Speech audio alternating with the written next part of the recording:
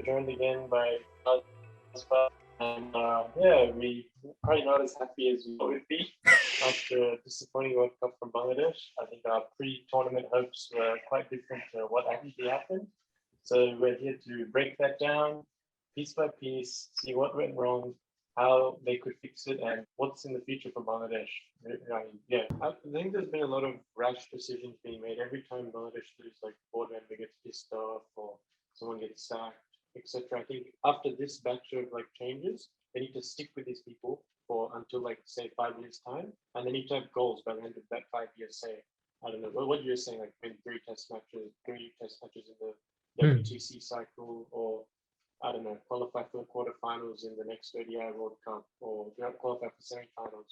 They need to Yeah. have those goals in place, but they need to be loyal to those people and say, "Yep, you guys will do it. If you don't do it by the 5 years, okay, we'll switch you out." But show them the loyalty for them and let them try and achieve the goal that is set. Yeah, And be and loyal. also I think it's so often that in our culture in subcontinent that we tend to obviously create a grouping, grouping in the sense that, oh, these are experienced players, or they're you cannot scratch them. You need to have a pipeline good enough to scratch these players out. If Mushfiq isn't performing, you should have another Mushfiq to replace him, Yeah. and that's only when Mhm. he'll own up to his positions. These are harsh words, but I think as much as the management has to copy it, I think the players have to copy it as well. Of course, they're liable for their performances because they're getting paid Mhm. for their job. So Yeah. but again, it all comes hand in hand. It's not one or the other. It's both. No. So Mm. those long-term goals, you go when you're defending 120 in a T20 game, you think you're defending 70 runs. And that's how you start winning games. So just like a World Cup campaign, if you go in thinking, oh, we'll win a couple of games, we'll try and reach the semis, but we'll try. No, you go in to win a World Cup. You go in saying, yep, we have these. You have computer analysts these days. You have all the resources that you need. You have 2 years to prepare. It's really hard for me to digest why you cannot make a World Cup winning side in 2 years. Mm. And I think it's the right time for Bangladesh to think 23 World Cup, ODI World Cup. That's what counts the most. 2020 World Cup, you build a side of power hitters. If they fail next World Cup, I don't mind, to be honest, because 2020 is not a format that you need to focus on. You have to focus on Test cricket and ODI cricket, and that's the true essence of cricket. And Yeah. if you take any lessons from the IPL and stuff, you'd see that BPL is a nothing tournament. BPL Yeah. is a nothing tournament. It starts from the broadcast quality to the commentators to who are playing. If you want BPL to be a good structure, if you want people to actually brush shoulders with big international stars, you have to pour more money. You cannot just put fixed deposits in your bank account in Bangladesh and just say, oh, we have 900 crore taka in our bank account. I don't know what we're going to do. Use those 900 crores. Make sure your BPL is as much as the IPL or the PSL. As a matter of fact, Pakistani players, Mm. they did not play the IPL, but look how they're performing. It's also because they have a Mm. burning desire to perform. No players from Bangladesh has a burning desire to win. Mm. Pakistani players, they went in thinking this is now or never. It's do or die. Mm. Yeah, and they had the same restructure. They sacked their coach. They sacked their selectors. There was a massive revamp in the board, and now Ramesh Raza obviously took over as their president. So things have Mm. started to change for Pakistan since then. As much as I would like, I don't think there will be a major shakeup from the top in the board, but maybe this incident has shaken them up a little bit, not to go into media and say things. Maybe do these conversations behind closed door. You don't have to go to the media and make a big fuss of it. Cricinfo will pick it. All the national media, all the international media will pick these things. Now everyone knows that senior members of a board go out lashing out on players, and then the players Mm. would try to come back to them using some other medium and stuff. It's absolutely unnecessary for our cricket. So these are things that needs to change, and you will know very soon what we're doing after the Pakistan series.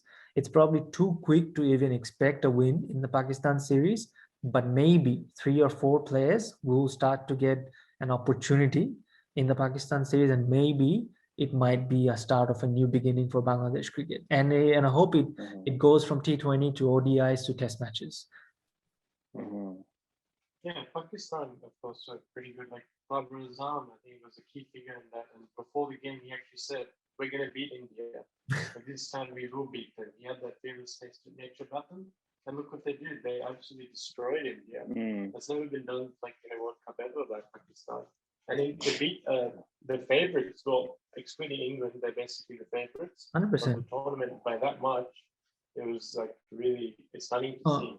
Like, mate, there were people who spent, you know, a few $1,000s putting their money on India to win this World Cup, you know. So I mean, they were favorites to win the World Cup because of the fact IPL getting the last leg of IPL being in Dubai, and then India having that experience playing in Dubai. So, you know, it's a shame that, you know, they couldn't perform to the level, but it happens in cricket. These things, they happen. They happen to big sides, you know. It's not the end all or be all, but the problem is that it has happened to Bangladesh, and we haven't tested, you know, we haven't tasted victory as much as these sides have. And that's why it has hit us even harder. That, oh, we couldn't even get one win. We couldn't even get across the line in those two games that we thought, you know, should have been ours. Yeah. So, and these things have happened in Bangladesh cricket for years and years, where we have, you know, we've controlled the whole situation, the whole game, and in the end we lost. So I mean, these things, these comes to your head, you know, these comes to your mental fitness and your mental strength on, you know, just to cross that line. And I think, you know, if you use an example from a very root level, you know, the games that me, you, and, you know, Naji, we played against a side last season where they scored 180 odd within 20 overs, we still believed that we could do it, and we did it. We beat them comprehensively within the 19th or 18th over, I think. So it's the same thing. It translates to a bigger thing in international cricket, but the mentality remains the same. Yeah, we can do it. If they can do it, we can do it, or we'll give them a run for their money. So I mean, it's the thought process, and I think Bangladesh cricket lacks that. I think they lack mental strength. That's one more issue with Bangladesh cricket. Yeah, there has been a huge issue especially in key games. Bangladesh not getting over the line, dropping catches, missing runouts. I can probably think of like 10 of the games on top of my head, like 2016 World Cup, 2019 against New Zealand, which screwing up the run out. 2016, which will us choking with the bat. And this game already, out of 5 games, 2 of them we choked. We did choke them for sure. There's easy catches that should have been taken, run out, something's missed. It's like a very reoccurring thing that keeps happening again and again. The crucial moments, Bangladesh just slip and they don't get it done. You see, Naba, I think, you know, cricket's a funny game. You know, you probably catch every catch when what's thrown to you in the practice session. It's not like they don't practice taking catches. It's not like they can't take catches. You know, I've seen even Shomo Sarkar taking, you know, blinders in the boundary rope and etc. I've seen Liton, I've seen Mushfiq, everyone taking good grabs. But the problem is that they lacked in confidence so much that they even doubted catching a ball. And they doubted, you know, if you see the Aaron Finch drop by Shomo Sarkar in the last Australia game, you'd know that he even failed to position himself to take such an easy catch. These are regulation catches in international cricket. So it is a funny game, and you know, it is a game, it's harsh. And you know, if you're not mentally fit, if you're not mentally strong, you know, you better not take to the international stage, because you will be targeted by the few hundred cameras that roams about in the cricketing field. So and I think Bangladesh cricket's failure this series is obviously, you know, you got to blame all the structures and everything, but they lacked mentally, and that's why they couldn't give a fight to anyone. And I can write it down, had they been in the other group, they would have lost to Afghanistan, and that would have been even worse for us to digest. So I am actually quite happy that they were in Group A. Then you could somehow go like saying, oh, we lost to world champions, you know, all 3 sides were good, and etc. Maybe the Sri Lanka game, you could have said, yep, it was our game, but we lost because of those couple of drop catches. So I mean, and I was thankful that after they lost to the West Indies, I wanted them to lose every single game, because this shakeup was needed, and this was necessary for Bangladesh cricket. Yeah. Yeah, I mean, adding to that mentality thing, I think another thing that happens in big tournaments is that Bangladesh seem to be put all their energy in the first like 2-3 games, and then it just whoosh, it just drops off. This happened this World Cup. 2019 World Cup was successful in the first 5-6 games, but last games also just went downhill. See, 16 World Cup also went downhill. again, it's like the mentality is gone. exactly. Again, it comes down to they beat South Africa fair and square that World Cup, Yeah. and then South Africa started to, stop believing themselves that they could, cross the line. They had great players back then, and then they lost to New Zealand, and they started losing again. And then they again had a spark in the West Indies game. They beat Afghanistan. They won 3, and they probably thought, we won 3. It's okay. Now, we can Like, relax. job done. Yeah, job done. Yeah. We won 3. We go back and say, oh, we could have won the New Zealand game. Hey, the Sri Lanka game didn't get washed out. Maybe we would have won that. So, there was a lot of ifs and buts. You get away with it, and you have again cover everything with the blanket. So, you can't shove things under the carpet. And you think, oh yeah, let's go to the next World Cup. We'll probably win the next World Cup. No, you cannot say probably win the next World Cup. Yeah. You have to say, yes, I will win the next World Cup. Or, not always changing the leadership is a solution. I've heard rumors that they were going to give Tamim Iqbal the captaincy of T20, which Tamim declined, and thankfully he declined, because you create more feud. You create more feud between Mahmudullah, Tamim, and you break the whole team again. Rather, give those 3 important players 3 captaincy roles in 3 formats, so they're all happy. They're all happy. They're all good players. Mahmudullah I'd still want to give Mahmudullah time, because he's a good player. If you have good people in the dugout, and if you're good, skillful players in the dugout, I think you'll do well. You cannot blame the captain. Yes, captain has to take leadership. Captain has to take the blame for the losses and for the lapses in his decisions. But I think largely the entire team has to cope with this time, because not everyone performed to the level they had to. Yeah. I guess we'll do a quick, just a quick pass fail for each player in the Bangladesh squad. So we'll each all 3 do it. So this is starting at the top. Naeem, for me, is a pass. For you? Pass. And, Yeah, I'd say pass. Yeah. Got some potential there, yeah. Sumya is a fail for me, for sure. Should I say pass just to make it interesting? It's been a fail for me for the last 4 years or something. So. Yeah. No, I think double fail for sure. Mithun for me, I have to say, it's actually very close. I'd say a fail for me. Yeah, I echo your same sentiments, because and why I say that I echo the same, and I'm sure you would agree with me. I think Litton has good potential, and we've been terming potential for the last 5-6 years, and that's one problem. Number 2 is he's probably not a T20 player. Use him in test matches, use him in ODIs, fix his format. He's some brilliant ODI innings. I think he's a player who hits the shots, who takes his time. So give him a format which he's best suited to. But probably for this format is a big fail. But a lot of people might be criticizing me for this, but I think Litton might still be there for the 23 World Cup, and I still want to see Litton do good in the 23 World Cup. Yeah, he's definitely one of those technically flawless players in their side, in their squad. Yeah. So next player is Mushfiqur. For me, is a fail. Yeah, I would say fail in this for this campaign for sure. But I think Mushfiq as a player, he's one of the great players that Bangladesh has produced, and I think he's a world stage player. And I think he needs to leave his emotions aside sometimes. I think he's too emotional. Sometimes he comes out and then he obviously he realizes that he's spoken too much, and I think he needs to stop being too over emotional. But I think he's a fail for this World Cup for sure. Yeah, same. Yeah, I think. Then we have Mahmudullah.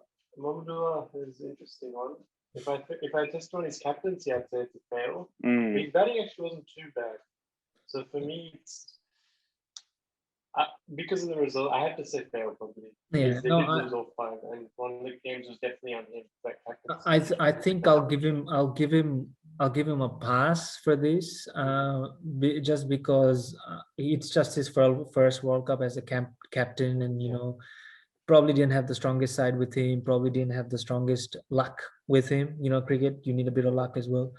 I'd still like to see Mahmudullah captain the T20 side, and you know, give him the whole year leading up to the World Cup. Just I don't want people to change a captain every World Cup.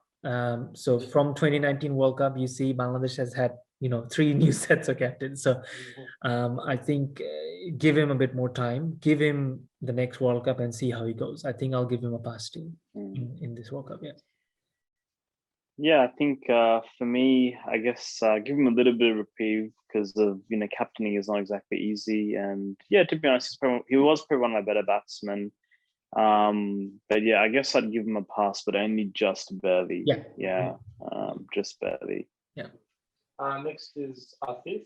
Afif for me is a definite fail. Yeah. He struggled towards that, yeah. Definitely, you know, a fail for me because the way he performed in those tough pitches, you know, you would have expected him to perform much better in these wickets. Yeah, exactly. And you know, the shots he has played, it's ridiculous. Like his shot selection were all, and I think, you know, I obviously don't want to declare these things on you know, on live programs, but I think, you know, few of the players in the Bangladesh dugout were too busy with off-field activities, and I think he was one of them, and he got too busy in those things, and it might have hampered his game, you know, negatively. So big fail for me and a big disappointment, to be honest. Yeah, no, I thought, yeah, obviously he's a fail for me as well, and I was expecting probably a bit more, definitely more from him. Yeah, he just didn't seem like he was playing his free-flowing cricket, and not really. Yeah, his decision making wasn't good, unfortunately, in this campaign. Yep. But yeah, he was just missing that flair that we've seen from him earlier. You know, just to get those little cameos that I've seen him like do before. Like he just lacked that positivity in his play, just looked negative. But see, it doesn't help, you know, when you come in like 5 or 6 down, there's like 50 on the board, like as well. You know, it's just a cascading effect. Like if you don't have anyone standing up, then, you know, it's rare that number 7's gonna build you an innings. Yeah. But yeah, look, it's unfortunately, like, his decision making wasn't great, unfortunately. But yeah, look, he's still pretty young, so yeah, I'm sure he'll develop a lot and learn a lot from this World Cup. And yeah, unfortunately, if he's with the right people, if he's with the right people, yeah, That's right, yeah. That first ball distance reminded me of when Glenn Maxwell charged and left the ball. Not bad, but similar sort of dismissal. I mean, I can see what he was trying to. I can see what he was trying to do. Like they were like under the pump, and he was trying to like put the pressure back on. Yeah. But it was just like you choose your moment. Percentage-wise, it wasn't the best play. Like the chance of that even coming off was like 10%. So, like you haven't assessed the conditions, you know how much is turning, nothing. You can't just come out swinging. Like, sure, it might work sometimes, but not all the time. Sometimes you're confident, and then there's overconfidence. So I think that was a bit too overconfident. I think you didn't even know what the pitch is doing, nothing, and he just like put a very high risk shot. According to how they were bowling. I think Bangladeshi players can actually take, you know, leaf out of the book of Aaron Finch. You know, see how deep in the crease he is, and you know how cleanly he strikes the ball. I think he's one of the greatest strikers of the ball in world cricket now. And if you see how he positions himself for T20 cricket, I think there's a lot to learn from him. And I don't see any reason why these people can't do it. And they have been doing range hitting. Obviously, they have all the fields, they have all the resources. So I don't know why they can't hit the ball strong. So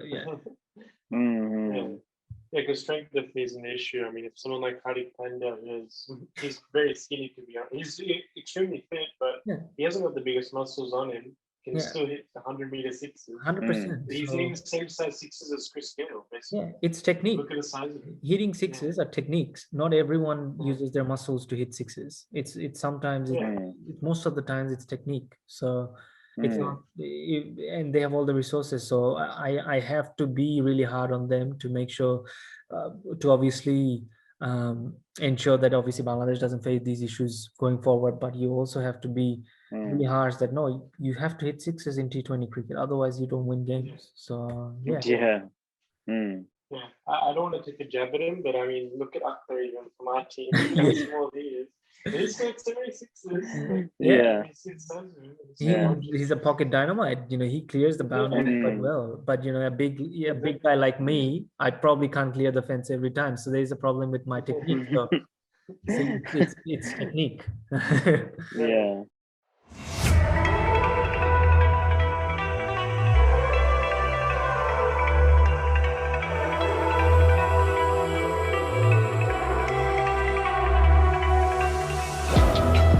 It's the calm before the storm. Things aren't